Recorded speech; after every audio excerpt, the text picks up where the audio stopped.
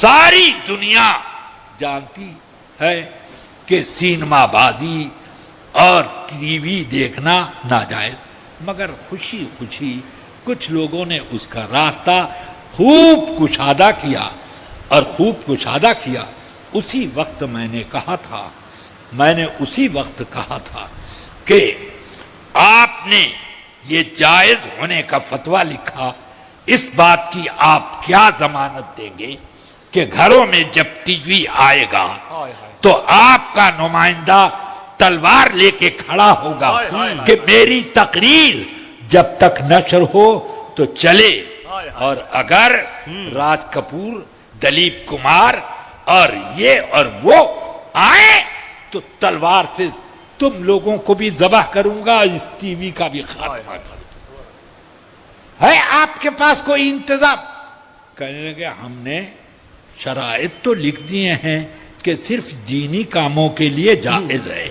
میں نے کہا نمبر 1 تو یہ کہ پھر ہم کو بھی آپ سب علماء اور مفتیان کرام ایک اجازت دیں کہ عہد رسالت میں جن شرائط کے ساتھ مسجدیں تھیں اور مسجدوں میں ان شرائط کے ساتھ عورتیں آتی تھیں، انہی شرائط کا وجود آج بھی ہو تو عورتوں کو مسجد میں جانا جائز ہے، اس شرط کے ساتھ جائز ہے۔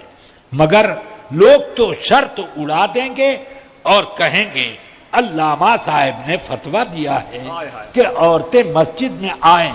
اب لوگ تو یہی کہیں گے کہ فلاں صاحب نے ٹی وی کو جائز کہا ہے، یہ ہرگز نہیں مانیں گے کہ یہ شرطیں بھی اس کے ساتھ لگائیں۔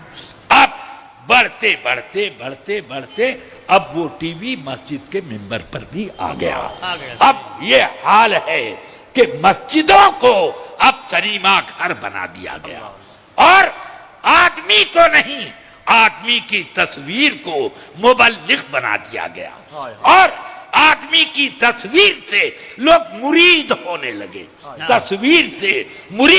لگے۔ یا اللہ، اب قیامت کتنی دور رہ گئی، یہ کیا ہو رہا ہے؟ ایسے مناظر پیدا ہوتے جا رہے ہیں کہ اب مسجد کے ممبر پر ٹی وی رکھا ہے اور ایک تصویر کچھ جملے بولتی ہے، اور سب مرید ہونے کے لیے، طالب ہونے کے لیے اس جملے کو تصویر کے ساتھ دہراتے ہیں۔ میرے آقا سرور کائنات صلی اللہ علیہ وسلم نے جانداروں کی تصویر کو گھر میں رکھنے سے کیوں منع کیا؟ کیا وجہ تھی؟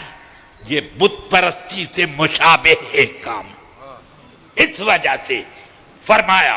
آپ لوگ اپنی جگہوں بیٹھے رہے ہیں، حضرت بعد میں ان سے مصافحہ کیجئے گا۔ حضرت نعرہ رسالت درود شریف صلی اللہ علیہ نبی الامی والہ صلی اللہ تعالی علیہ وسلم، صلاۃ و سلام علیک یا رسول اللہ صلی اللہ تعالی وسلم۔ مجھے یہ کہنا تھا کہ ذرا سوچو آقا کائنات نے یہ حکم کیوں دیا کہ جس گھر میں جاندار کی تصویر ہوگی فرشتے اس میں نہیں آئیں گے۔ مسجد میں میرے آقا سرور کائنات نے فرمایا مسجد کے لیے کہ جس شخص نے کچا لہسن، کچی پیاز یا گندنا کھایا ہو ہماری مسجدوں میں نہیں آ سکتا۔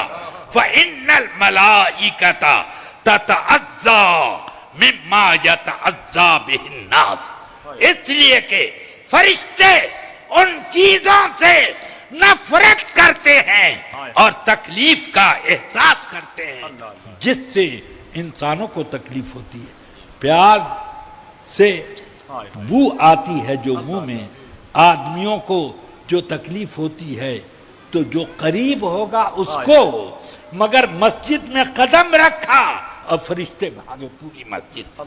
اب ذرا آپ سوچو کہ فرشتے بھاگ جاتے ہیں ایسی چیزوں سے، تو اب میں آپ سے پوچھتا ہوں کہ تصویر کے معاملے میں میرے آقا نے فرشتوں کا حوالہ دیا، پیاز لہسن کھا کر مسجد میں جانے سے یہ فرشتوں کا حوالہ دیا، اب میں کیا آپ سے پوچھ سکتا ہوں کہ یہ ٹی وی میں جو تصویر ہے، اگر یہ تصویر نہیں ہے تو کیوں لائے؟ کیوں لائے؟ آپ کہتے ہو کہ علماء کا اختلاف ہے. ارے علماء کا 1000 اختلاف ہوا کرے، تو اب اس کا مطلب یہ ہے کہ علماء کا اختلاف لہذا میں بھی رفع یدین کروں گا، علماء کا اختلاف ہے قرات خلف امام کیا کروں گا، علماء کا اختلاف ہے لہذا میں میرے سر سے لے کے پاؤں تک خون بہ جائے میں نماز پڑھتا رہا کروں گا. یہ سب علماء کا اختلاف ہے، اسی طرح چلے گا؟ نہیں، بلکہ اس میں علماء کا بھی فرق دیکھنا ہوگا اور علماء کے اختلاف کی نوعیت کو بھی سمجھنا ہوگا. اور یہ سب بات کی چیز سب سے پہلے یہ دیکھنا ہوگا کہ نبی کے فرمان اور ان کی نصوص کو بدلنا کسی مولوی کے لیے آسان نہیں. اور آج 4 روز سے گلیوں میں نماز کی تبلیغ کرنے کے لیے اٹھا، مسائل دین نہیں معلوم، مگر اتنی ہمت اور جرأت بڑھ گئی کہ اب وہ مسجدوں میں لے کر کے چلے آئے. العیاذ باللہ. اور اس کے اوپر باقاعدہ ان کی پشت پناہی کی جاتی ہے. اس طرح کے مسائل اور بھی 1-2 نہیں ہیں. آقا کائنات نے فرمایا کہ تصویر بنانے والا قیامت کے دن سب سے سخت عذاب پائے گا. ان اشد الناس عذابا یوم القیامہ المصورون. یہ میرے آقا نے فرمایا. وہ تو دیکھ رہے ہیں اور ان پر وحی بھی آ رہی ہے کہ عذاب کی نوعیتیں کیسی، کس گناہ پر کیسی ہوگی، یہ تو وہ دیکھ رہے ہیں، وہ بتا رہے ہیں.